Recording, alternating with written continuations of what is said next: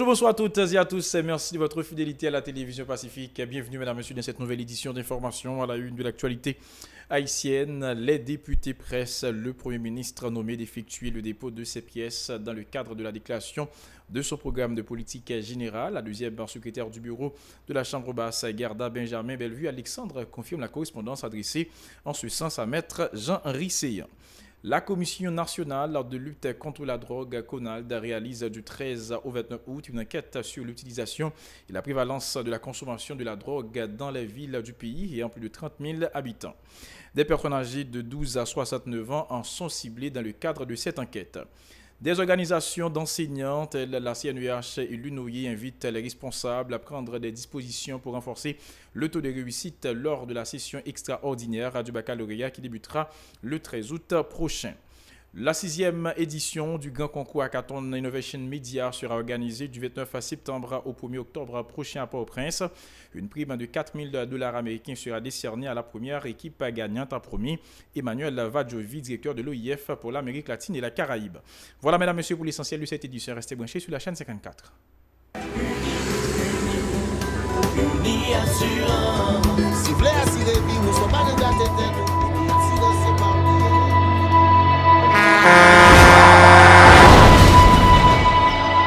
En général, moun pa reme pran assurance. Yo considéré que son l'argent rejeté. Et pourtant, l'argent assurance te doué dans budget ou à côté l'argent caille avec l'argent manger. Li là pour les deux traverser un mauvais pas. Gardez tout à côté ou. Ouais comment gros problème qu'on entre sur monde sans attendre. Mandez Dieu pardon, ça qu'arrive au tout. Une assurance dit ou précaution pas capon. Les mal arrivés, les faux amis flair à saison a fait comme si on pas de jambe connaît ou. Une assurance après rétaver ou pour le dire continuer vivre la vie ou quitter ce course là nan men nous. Uni Assurance. Vivez en toute assurance.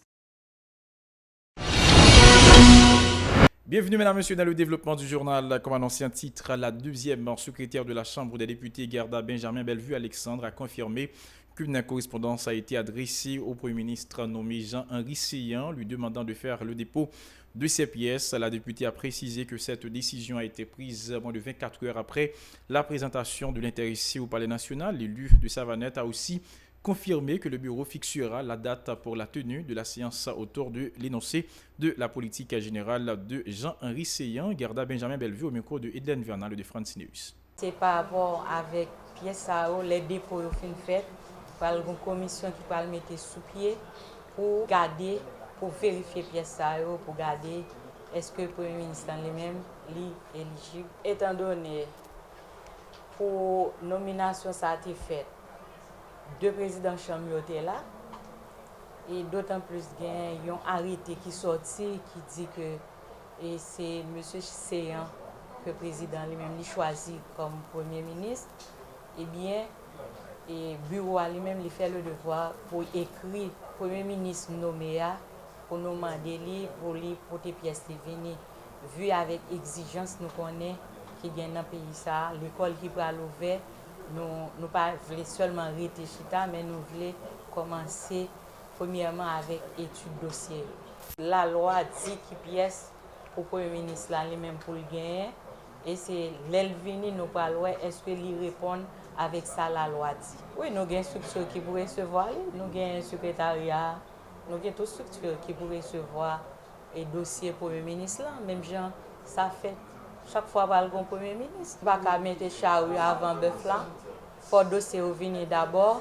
Et dans la séance, la commission va former par rapport avec le bloc politique qui existait dans la Chambre. Bon, nous écrivons, nous attendons le Premier ministre là. Dossier société, la Commission nationale de lutte contre la drogue, CONALD, a lancé mercredi une enquête nationale sur l'utilisation et la prévalence de la consommation de la drogue dans les villes du pays ayant plus de 30 000 habitants.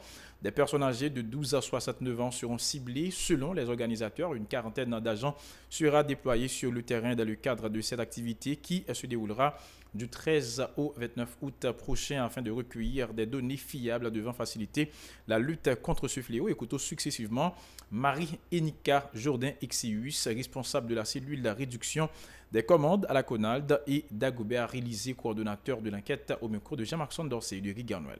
C'est une donnée de thé manqué, combien de la population qui consomme et qui ça consomme comme drogue. Donc nous allons remplir vite ça.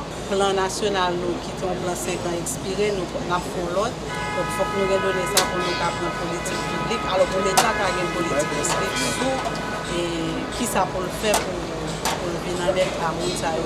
En fait, l'enquête a réalisé dans le souci que nous besoin et CONAL besoin de faire plan directeur pour lutter contre la drogue, contre la consommation de la drogue. Et dans le souci tout pour mettre des informations disponibles pour le gouvernement faire politique publique concernant la lutte contre la drogue pour capable d'utiliser les données. Donc l'enquête a fait du 13 au 29 août. Côté enquêteur pour déployer une quarantaine d'agents qui ont enquêteur, qui ont superviseur, qui ont coordonnateur de terrain, capable de déployer pour collecter des données pendant 2 à 3 semaines. La méthodologie d'enquête là, c'est une enquête qui est faite avec un échantillon probabiliste. Un échantillon probabiliste, côté chaque ménage a la même chance pour être capable de faire partie de l'échantillon. Donc ça permet de nous faire extrapolation à tout le territoire. Et là, nous entrons dans un ménage, nous allons faire choix d'un individu dans le ménage. Ce n'est pas tout le monde dans le ménage qui a posé question, mais on a fait un choix aléatoire à l'intérieur des ménages. Et puis, les gens qui sont concernés par l'enquête, c'est les gens qui ont entre 12 et 65 ans. Si on a moins que 12 ans, il ne peut pas interroger. Si on a plus que 65 ans, il ne peut pas interroger. On a fait sur 10 départements du pays, l'ensemble des 10 départements du pays. Mais c'est une ville qui gagne au moins 30 000 habitants seulement. Dagobert Élysée a par ailleurs indiqué que cette enquête portera sur toutes les drogues utilisées par les consommateurs. Il a aussi promis de publier sans tarder les résultats de ces travaux pour faciliter la lutte dans ce domaine. Dagobert Élysée, toujours au micro de Jean-Marc Dorsey et de Guy Garnuel. Là, nous parlons de drogues. Nous parlons de tout type de drogue. Quelle drogue qui est consommée à l'échelle internationale, quelle drogue qui est consommée au niveau local, que c'est tabac, que c'est alcool.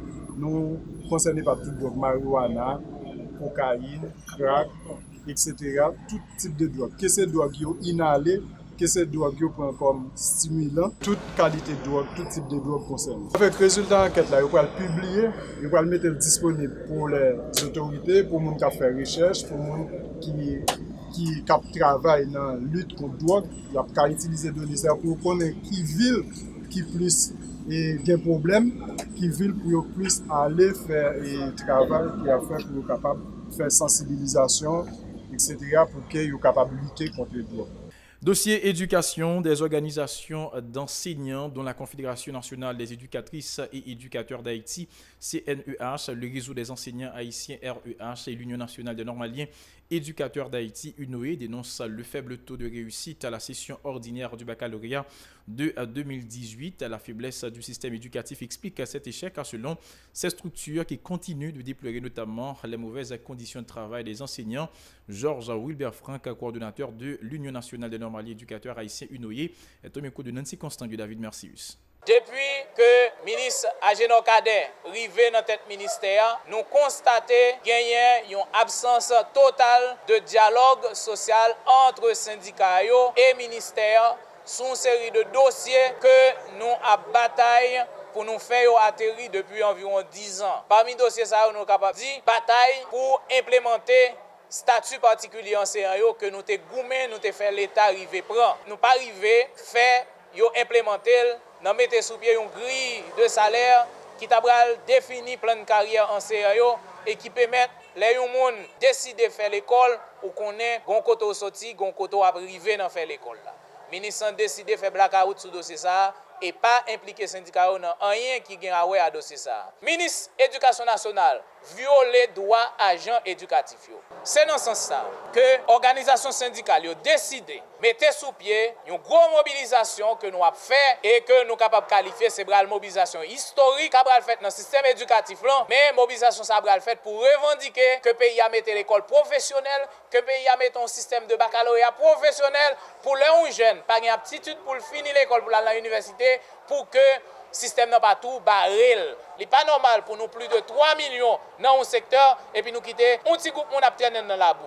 De son côté, la secrétaire générale de la CNUH, Magali Georges, dit regretter que les plus démunis ne soient pas les vrais bénéficiaires du programme de subvention scolaire. Selon elle, cette démarche devrait soulager bon nombre de familles confrontées à de graves difficultés socio-économiques à la veille de la rentrée scolaire. Elle est au micro de Nancy Constant et de David Mercius. Subvention. Qui est-ce qui joue une subvention? Qui côté pour un parent qui a en difficulté à demander subvention pour petit monde? Enseignants qui peuvent faire ouverture de l'école là, qui ça prévoit pour eux dans la subvention. Nous connaissons tout scandale qui a fait l'année passée dans la subvention.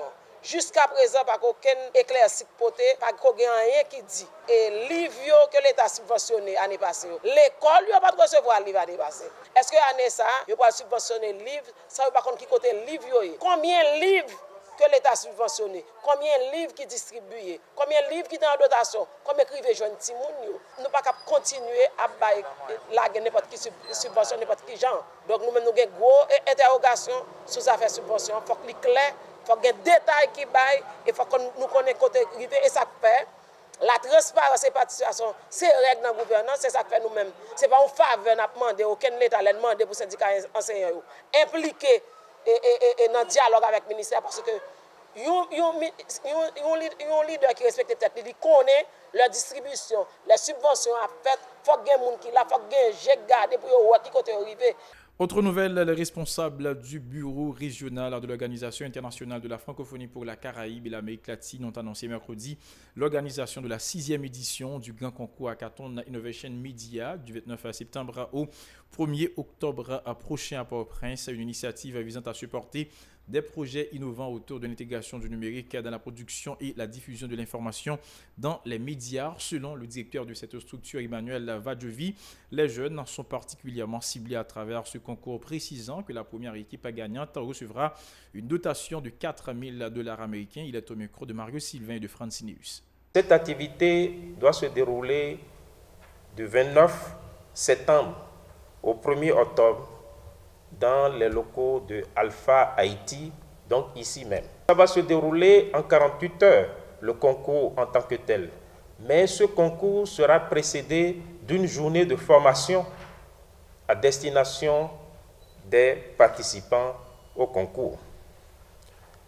Ils seront au total 50 jeunes haïtiens repartis en 10 équipes de 5 personnes. Et au maximum, il doit y avoir dans chaque équipe 5 personnes.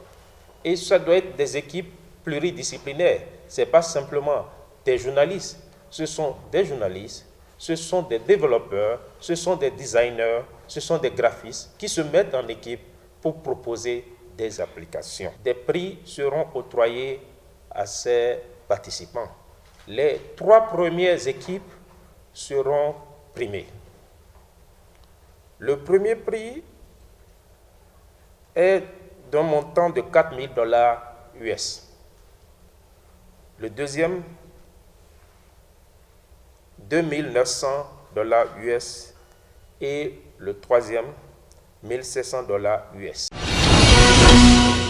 Voilà, mesdames, messieurs, pour l'essentiel de cette nouvelle édition d'information. Merci à vous qui l'avez suivi. Je vous invite à rester branchés sur la télévision Pacifique, la chaîne 54, pour la suite de la programmation.